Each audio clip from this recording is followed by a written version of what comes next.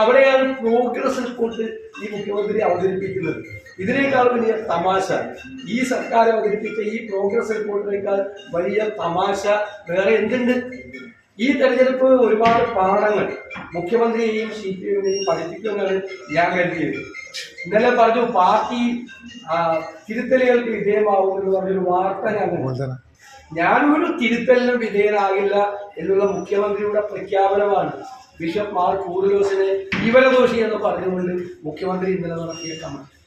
ഞാൻ ചോദിക്കട്ടെ, അദ്ദേഹം ഒരു പൗരനല്ലേ ബിഷപ്പ് മാർ കൂറിലോസ്?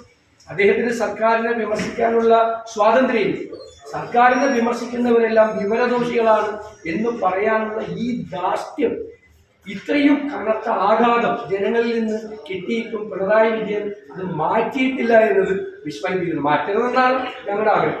ഇതുപോലെ തന്നെ പോകണം, ഒരു തിരുത്തലും ഉണ്ടാകാതെ ഇങ്ങനെ തന്നെ പോകണമെന്നാണ് ഞങ്ങളുടെ ആഗ്രഹം. പക്ഷെ ഞാൻ വിചാരിച്ചു മാറ്റുമെന്ന്. ഒരു കാലത്ത് പിണറായി വിജയൻ കേരളം കാലം കാത്തുവെച്ച നേതാവാണ് എന്ന് അഭിപ്രായം പറഞ്ഞ ആളാണ് ബിഷപ്പ് മാർ കൂറിലോസ്. അന്ന് അതിനെ പ്രോത്സാഹിപ്പിക്കുകയും അതിനെ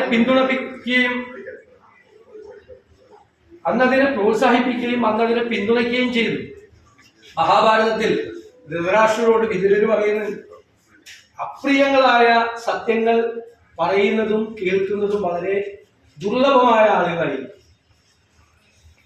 പക്ഷെ പ്രിയങ്ങളായ സത്യങ്ങൾ പറയാൻ ഒരുപാട് പേരുണ്ടാവും, കേൾക്കാൻ ഒരുപാട് പേരുണ്ടാവും.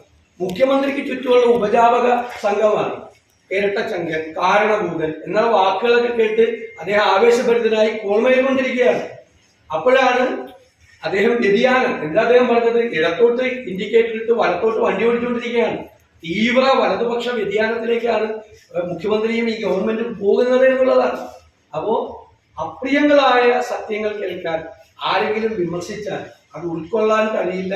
അതുകൊണ്ട് എന്നെ ആരും തിരുത്താൻ വരണ്ട എന്ന മുഖ്യമന്ത്രിയുടെ പ്രഖ്യാപനമാണ് ഇന്നലെ ഈ വാക്കിലൂടെ. അദ്ദേഹം ഇപ്പം മലയാള നിഘണ്ടുവിലേക്ക് ഒരുപാട് വാക്കുകൾ സംഭാവന ചെയ്തുകൊണ്ടിരിക്കുകയാണ്. നികൃഷ്ടജീവി, പരനാറി, അതുപോലെ ഇപ്പൊ വിവരദോഷി. കേരളത്തിലെ മുഖ്യമന്ത്രിയാണ് ഇതൊക്കെ പറയുന്നതെന്ന് എല്ലാവരും ഓർക്കണം. അത്രയേ ഉള്ളൂ.